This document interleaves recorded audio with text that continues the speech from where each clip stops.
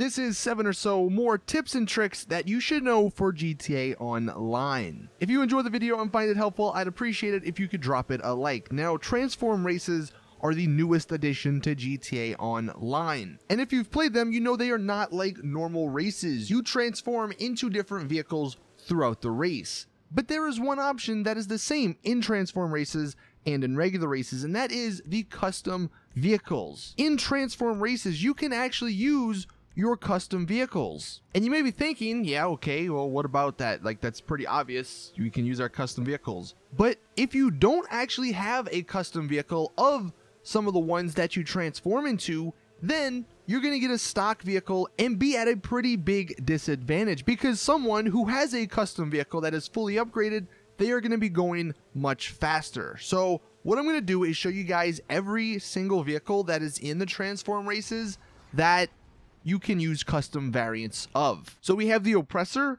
the Shotaro, the Vortex, the Ramp Buggy, the Rocket Voltic, the Blazer Aqua, the Zentorno, the Trophy Truck, the Akuma, the XA21, the Ruiner 2000, the FMJ, the Fagio Sport, the Wagner, the Molotok, the Havoc, and the Ultra Light. So if the option for custom vehicles is on, all 17 of those vehicles will be upgraded depending on if you actually own that vehicle and have customized it. And what this means is, let's take the Havoc for example.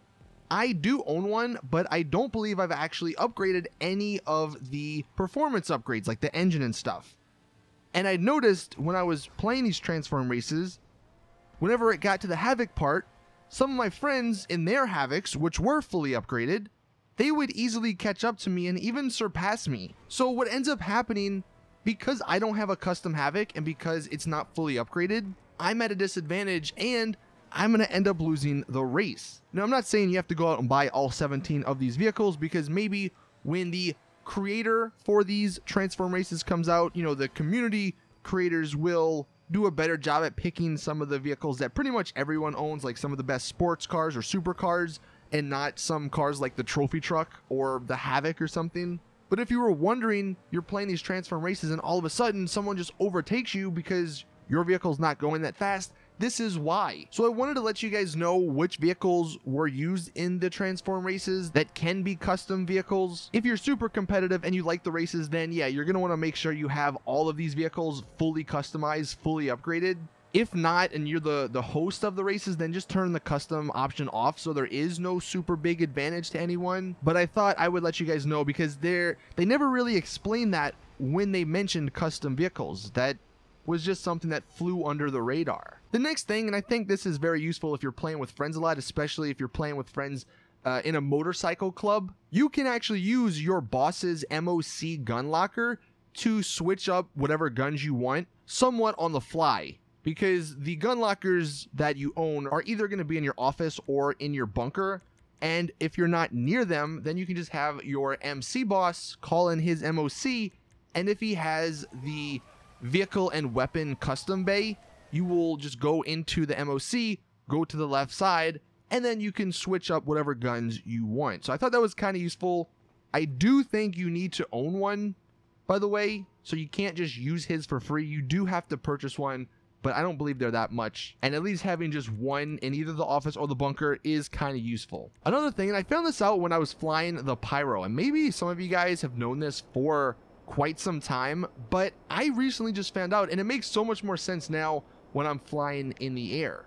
But aircraft are actually quicker or slower depending on your height, your altitude. So if you're lower to the ground, your aircraft will actually go slower than if you were higher up in the air.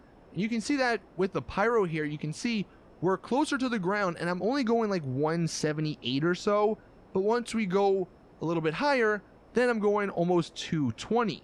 And you'll see the same thing with the Hydra here in a second. When we're closer to the ground, we're only going like 170. Once you get higher though, we go around 210 or 215. So if you're wondering maybe why you're not able to outrun homing missiles or other planes, it may be because they're higher than you and you're lower to the ground.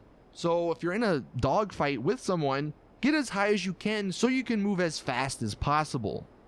Like I said, maybe that's something that everyone's known, but I literally just found out about that when I was testing the pyro, and I was like, wow, maybe this is why I keep getting shot down by homing missiles when I'm closer to the ground in a Hydra or a slower plane. These next 3 pictures are actually from Reddit user Jason Stanfield, and I'll leave a link to his post in the description. This is the same guy who made the map telling us where our personal aircraft will spawn. He actually made some more maps, and I thought these were super useful, and I figured I'd throw them in this video.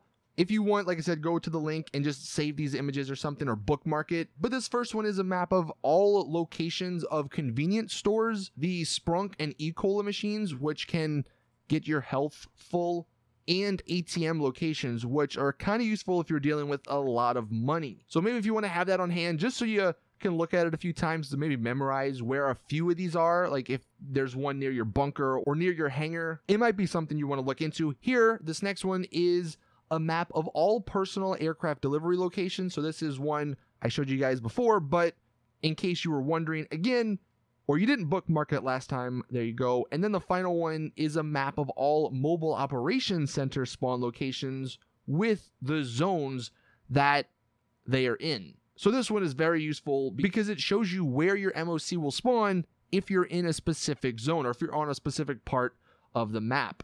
This next little tip is something I saw on Reddit today, and I'll leave a link to it. This is from Panzer Camping Wagon, and he put together a little like micro compilation of why the Phantom Custom is so good.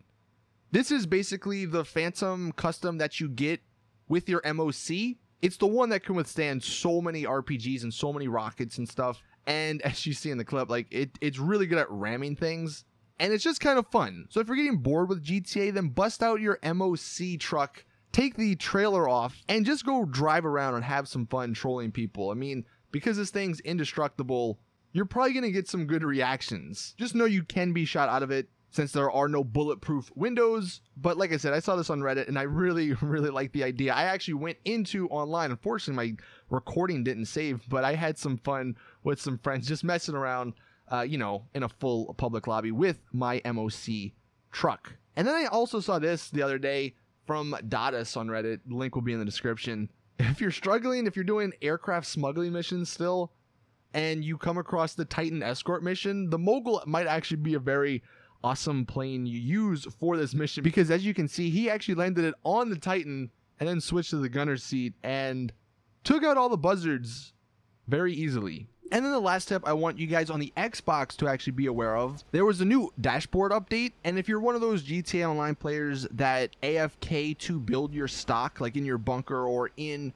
your MC businesses, the new dashboard update actually hinders your ability to do that, but there's a way to turn the new dashboard settings off. You go into settings, you go into preferences, then you go into idle options and you uncheck the box that should be there. And if you do that, then you can go back to AFK, building your stock like normal. But there you guys have it. Those are some things I thought you guys should know about for GTA Online. I think they're super helpful, super useful, so hopefully you can use them to have some fun in GTA Online. Anyway, thank you all for watching. Please drop the video a like if you did enjoy, subscribe so you don't miss out on any other awesome GTA Online videos, and as always, I'll see you guys in the next one.